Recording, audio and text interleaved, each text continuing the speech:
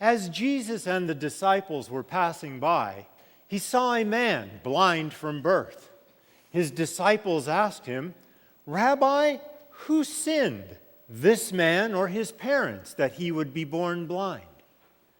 Jesus answered, "It was neither that this man sinned nor his parents, but it was so that the works of God might be displayed in him."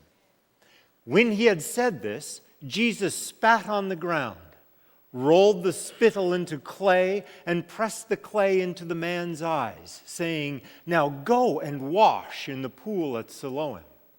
So the man went away and washed and came back seeing.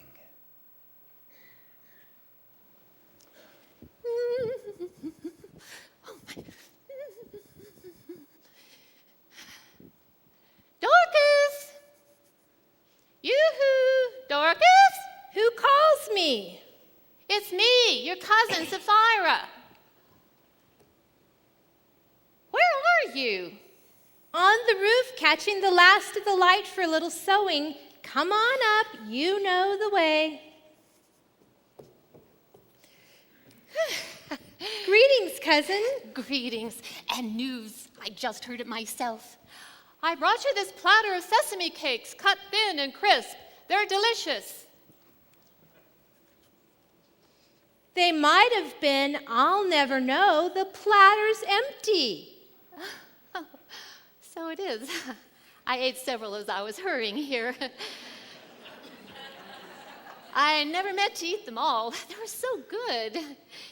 You keep the platter. Thank you. But, dear cousin, I believe it's one of mine. Oh, so it is. I quite forgot. I borrowed it such a long time ago. I've come to think of it as my own. Now that it's been returned, I shall miss it. If you'll miss it, I'll be glad for you to take it back. Thank you. And now I have a story full of wonder to tell. The beggar, the blind beggar at the temple steps, you know the one I mean? Yes, the one blind from birth. Until yesterday, that was true. Now they say he sees. How wonderful. What happened? He was healed by I can't hear you. Well, I'm afraid to speak the name. The very walls have ears. The walls may, but not the clouds. How was the blind man healed? He was healed by Jesus. Shh. If you're asked, you never heard it from me. I'm not one to run against the law. I have nothing to tell. Then why have you come and in such a hurry? To bring those sesame cakes. I came to bring those sesame cakes. The ones you ate? Oh, well, that was just an accident along the way. Well, that, of course, explains it. Now tell me about the healing. Well, the beggar at the temple steps was healed by you know who, on the Sabbath. You know who did it with the clay pressed to the lidded eyes on the Sabbath. Not very smart, but with the Pharisees watching everything he did and all. Is that a bowl of pods and honey? Yes, Eli was eating them before he left for the evening meeting. Would you like some? Thank you. I'll just put some on this platter. Yes, healed him well as a raindrop, and a healing just as rare. Never before a man blind from birth. No one even recognized him. A seeing face is very different from the same face with no sight. Besides, he seemed far less humble, walking straight ahead without stumbling. In fact, I've been told by very reliable sources that the beggar spoke quite openly with the Pharisees, who tried to convince him that you know who was not sent from God because of all that work he'd done with the clay on the Sabbath.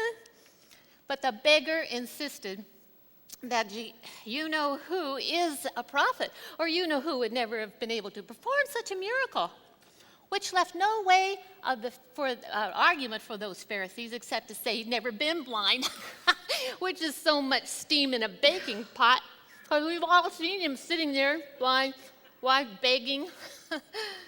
Oh, what a shame. I seem to have run out of pods, and I still have some honey left. Help yourself. There's plenty. Thank you. So, the Pharisees called in the beggar's parents, who said they knew but 2 out of 3 things. They were shaking in their sandals being called in like that. 2 out of 3 things they said. He was their son and he had been blind. But as to how or why he now sees, it was past their understanding. And well for them, the edge of ignorance. Knowing too much can get you in more trouble than knowing too little. Why, they would have been thrown out of the synagogue if they'd taken sides. But as to how and as to why and by whom and how the why became, you know what I mean. No, I don't know. Well, think about it. A blind man now sees.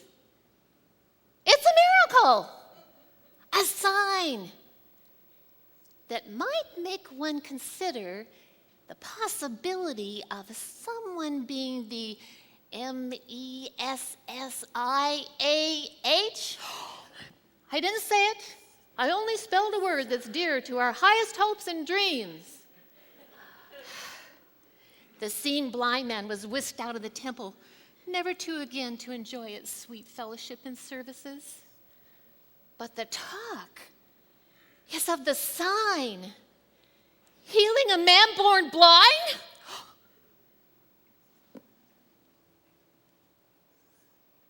But that's not why I came. I came to borrow these few pods and honey. I must run. Don't let me keep you from your sewing. Goodbye, cousin.